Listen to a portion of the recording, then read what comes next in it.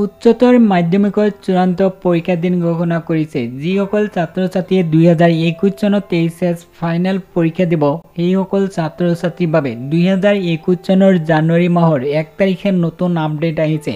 ছাত্ৰ ছাত্ৰী কেতিয়া পৰীক্ষা হ'ব এই ভিডিঅ'ত জনাই দিয়া হ'ব। ভিডিঅ'টো স্কিপ নকৰিব।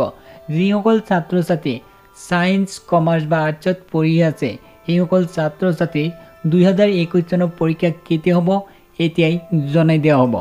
ইয়াতে চাই লওক, ইয়াত কৈছে যে ছাত্ৰ ছাত্ৰী পৰীক্ষা হ'ব 2021 চনৰ মাৰ্চ মাহৰ প্ৰথম সপ্তাহত পৰীক্ষা হ'ব, ইয়াতে উল্লেখ কৰিছে।